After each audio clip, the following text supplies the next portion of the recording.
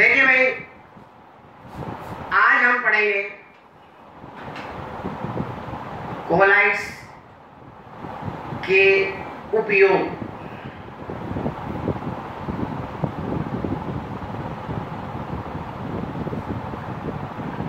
आप देखिए, इसके उपयोग दैनिक जीवन में भी और उद्योगों में भी इस कोलाइड विलयन के उपयोग क्या होंगे। एक क्वेश्चन इस पर से पूछा ही जाता है, लेकिन ये कोलाइड विलयन के उपयोग आप अपन कब समझ पाएंगे, जब अपन इसके जितने भी अपन ने कोलाइड्स के गुण पढ़े हैं वो हमें याद होना चाहिए। स्पेशली कणों का आकार,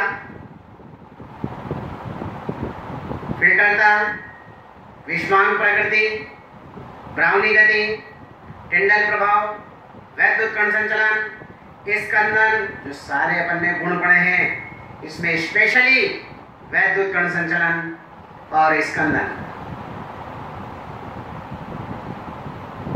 90% क्वेश्चन इसी पर आधारित होंगे। जैसे पहला यूज देखें जल के शुद्धिकरण में। देखिए, बारिश के दिनों में अपन ने देखा है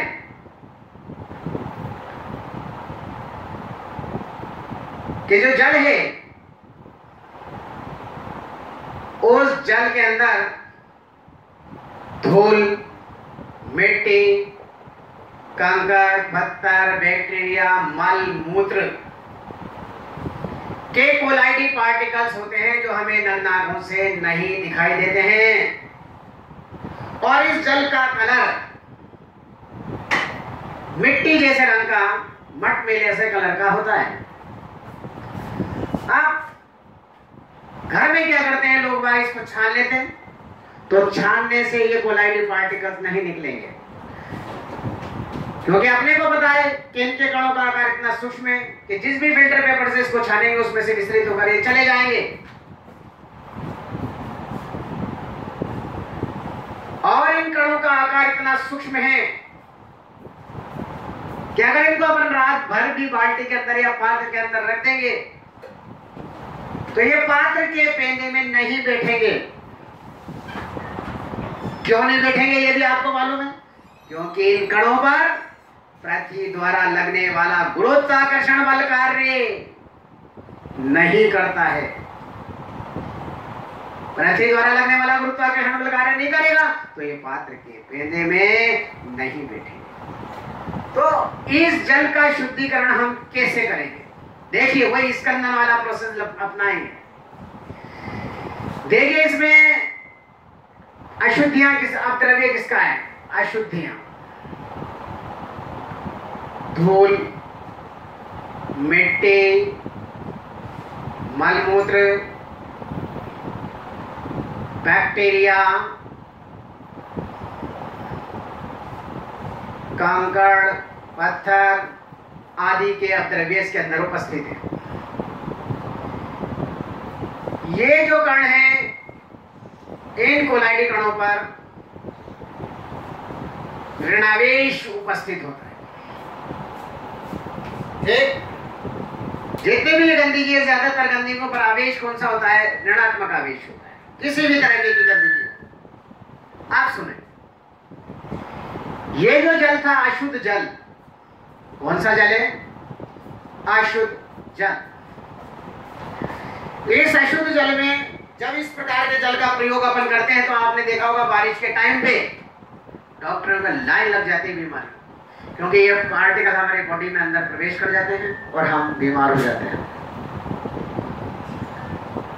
तो इन धूल, मिट्टी, मल मूत्र पर भी ऋणावेश होता है, ध्यान रखिएगा। मल मूत्र, बैक्टीरिया, कंकड़, पत्थर के जो अपद्रव्य हैं इनको दूर करने के लिए हम थोड़ी मात्रा में फिटकरी डाल देते हैं। क्या सूत्र होता है? K2SO4 N2SO4 का होल थ्राइस 0.24। फिटकरी में कौन से विपरीत आयन है धनावेशित? K+। आप देखें, समझ में आ गई होगी स्कंदन की प्रक्रिया आपके वापस से। जब हम इस अशुद्ध को जल के अंदर फिटकरी डालते हैं तो फिटकरी के K+OL+3 आयन Al+3 आयन इन गंदगी के ऋणावेशित कोलाइडी कणों का स्कंदन कर देते हैं। आ गई बात समझ में? यानी कि इन ऋणावेशित कोलाइडी कणों पर उपस्थित आवेश को नष्ट कर देते हैं, जिससे इन कोलाइडी कणों पर उपस्थित आवेश समाप्त हो जाता है। फलस्वरूप ये छोटे छोटे कोलाइडी कण परस्पर संयुक्त होकर बड़े हो जाते हैं और अवशेष के रूप में पात्र के पेंदे में बैठ जाते हैं, जिसे हम निथार कर या छान कर इसे पृथक कर देते हैं और जल शुद्ध हो जाता है। सबके आ गई बात समझ में? अब कोई विवाद नहीं होगा इस बारिश के अंदर। सब में आपको क्या करना है, पानी को लेकर बड़े पात्र में उसमें फिटकरी डाल देना, तो फिटकरी के K+ और Al+3 आयन जो है वो गंदगी के ऋणावेशित कोलाइडी कणों का स्कंदन कर देते हैं, जिससे इन गंदगी के कोलाइडी कणों पर उपस्थित ऋणावेश समाप्त हो जाता है।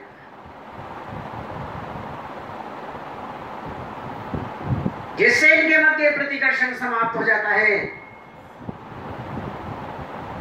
फलस्वरूप ये छोटे छोटे कोलाइडी कण परस्पर संयुक्त होकर बड़े हो जाते हैं और अवक्षेप के रूप में पात्र के पेंदे में, यानी कि गुरुत्वाकर्षण के बल के कारण पात्र के पेंदे में बैठ जाते हैं और इस प्रकार प्राप्त जल को हम छानकर यानी खाकर पृथक कर लेते हैं और जल क्या हो जाता है, शुद्ध हो जाता है। तो पहला उपयोग आपके समझ में आ गई भाई कि जल के शुद्धिकरण में किस तरह से इसका उपयोग होता है। आपसे एग्जाम में पूछा जाता है अशुद्ध जल में फिटकरी का उपयोग क्यों किया जाता है। ठीक, तो ये तो पहला पढ़ा अपन ने, कोलाइड्स का पहला उपयोग जल के शुद्धिकरण। दूसरा देखिए बहुत इंपॉर्टेंट है, धुएं के अवक्षेपण में।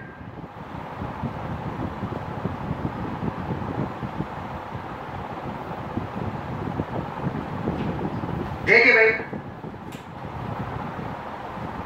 कार्बन जो है, धुआं जो है क्या है, ये पहले तो इस बात को देखें। धुआं कार्बन का वायु में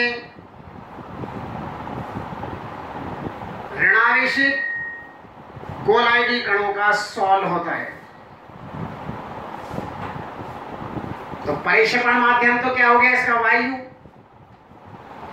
परिक्षिप्त अवस्था क्या होगी इसकी, ठोस, कार्बन, पहले भी पढ़ चुके अपन। तो धुआं क्या होता है, धुआं कार्बन का वायु में, लिख देते हैं, कार्बन का वायु में ऋणावेशित सॉल्व। ठीक है, यानी कि इस कोलाइडी विलयन में कार्बन के ऋणावेशित कोलाइडी कण उपस्थित होते हैं और जब ये गैसीय माध्यम में हमारे वायुमंडल के अंदर प्रवेश करते हैं तो गैसीय माध्यम में होने के कारण ये श्वसन प्रक्रिया के दौरान हमारे शरीर में प्रवेश करते हैं और अनेकों बीमारियों को जन्म देते हैं। इसलिए इन गैसों से इन कार्बन के कोलाइडी कणों को अलग करना धुएं का अवक्षेपण कहलाता है। यानी कि इन कार्बन के कोलाइडी पार्टिकल्स को हम कैसे अलग करें, तो सुनिए पहले, इसको हम करेंगे कोटरल अवक्षेपक में। तो इसका मतलब धुआं कार्बन का वायु में ऋणावेशित कोलाइडोसॉल होता है। इसलिए इन कणों पर उपस्थित ऋणावेश को समाप्त करने के लिए धुएं को विपरीत आवेश से आवेशित धनावेशित गोलों के संपर्क में लाया जाता है, जिससे कार्बन के ऋणावेशित कोलाइडी कणों का स्कंदन हो जाता है। क्योंकि कार्बन के कोलाइडी कणों पर ऋणावेश और धनावेशित गोला धनावेश, स्कंदन हो जाएगा और स्कंदन होते ही कार्बन के कोलाइडी कणों पर उपस्थित आवेश समाप्त हो जाएगा। फलस्वरूप ये परस्पर संयुक्त होकर बड़े हो जाएंगे और अवक्षेप के रूप में नीचे की ओर गिरने लगेंगे और कार्बन रहित गैसें, जिसमें कार्बन नहीं है, वो गैसें चिमनी से क्या हो जाएंगी, बाहर निकल जाएंगी। क्लियर हो गई बात? देखिए जैसे इंडस्ट्रीज है, फैक्ट्रियां हैं, ये थर्मल है, यहाँ पर कोटा में थर्मल है, तो आपने देखा होगा यहाँ भी बहुत ऊंची सी चिमनी है। देखिए नहीं देखिए, जिसमें ट्रेनों से कोयला जलता है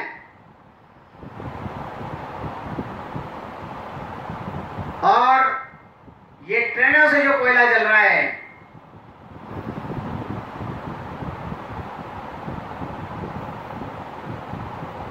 कितने इसमें कार्बन के कोलाइडी पार्टिकल्स होंगे, इस चीज को आप देखें। कोटल अवक्षेपक में क्या होता है कि देखिए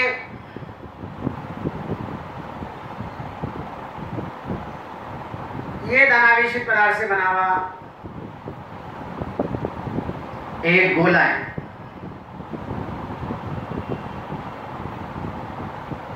ठीक है, यहां हमने धुआं जिसमें कार्बन के ऋणावेशित कण मौजूद है, जिस पर ऋणावेश उपस्थित है। जब ये कार्बन के कोलाइडी पार्टिकल्स क्लियर हो गया। अब ये अवक्षेपक क्या होता है, इसमें देखो लोहे का बना हुआ एक गोला होता है जिसका विभव 1000 वोल्ट के या इससे ज्यादा होता है।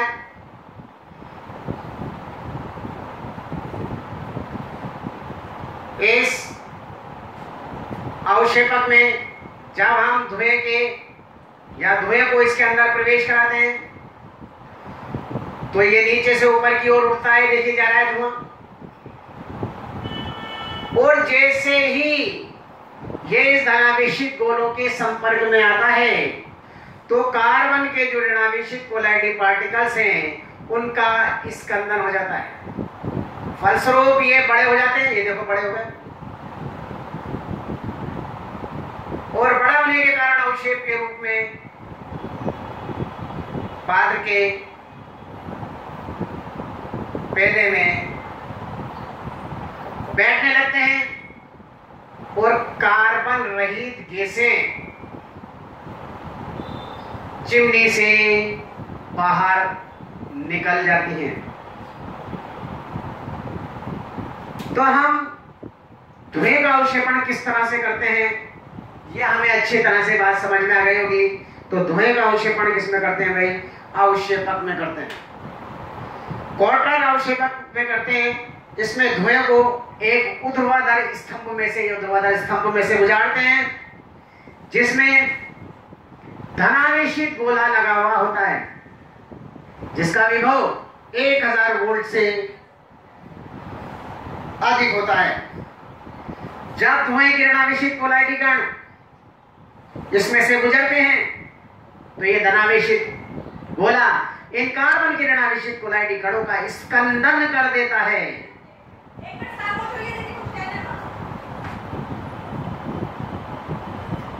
जिससे इन कोलाइडी कणों पर उपस्थित आवेश समाप्त हो जाता है। फलस्वरूप यह अवक्षेप के रूप में नीचे बैठ जाते हैं और कार्बन रहित गैसें चिमनी से बाहर निकल जाती है।